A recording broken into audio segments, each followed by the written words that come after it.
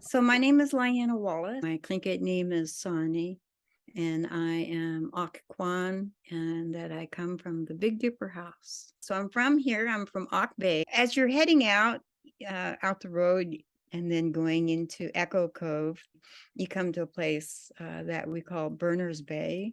So we'd go there and camp out, and there's lots of berries out there, and there's different times of the year where you'd gather certain things.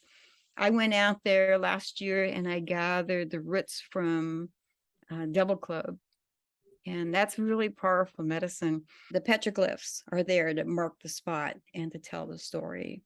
Petroglyph is a rock carving, and it forms different stories. A lot of them have faces, and so we also have a lot of spirals and go into Fitz Cove Road, and there's a trail that you can walk down, and there's some petroglyphs that are right on the beach, faces and circles. So you can go to the one at North Douglas, go out to the point on low tide is Shaman Island. You can see a petroglyph there too, usually by streams where there's lots of fish too as well. That's where hooligan traps were found, placed there alongside Montana Creek.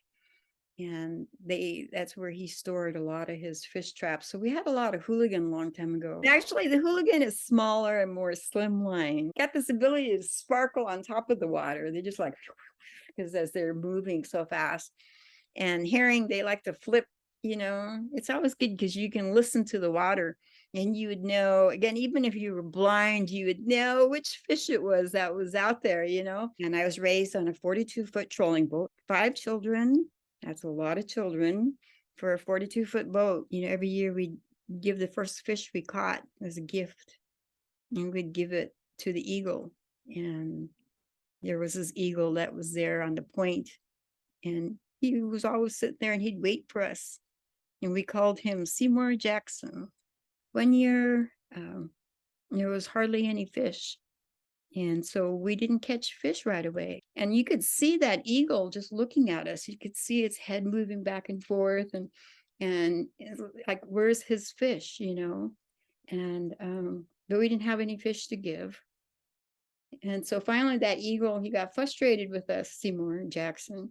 And then pretty soon it went up on the cabin and it was above my head. And I remember looking at it and seeing its eyelids, 2 of them, they're open and they're blinking. And it was looking down on our deck to see if we had any fish, and but we didn't have any fish. And so the eagle took off flying, and it started soaring out on the channel a little bit more. And then we saw there was this one place where it was flying around and around and around. And so we went there. And as soon as we put our lines in, we caught salmon. And so then we were able to feed Seymour Jackson. But every year we would come in, and as soon as Seymour Jackson saw our boat coming, he would take up off of the point. He no longer sat there and waited. He would go out flying and soaring around, and then he would show us where the fish was. This is a fishing secret. People want to know, why did the El Rita, which is the name of our boat, why did we always catch lots of fish? And that's because we had partners. And we fed that eagle, and that eagle fed us. And every year, that eagle would wait for us. That was Seymour Jackson. And we'd fish with the whales, and we'd fish with the other fish, and we just knew that traditional knowledge about our environment.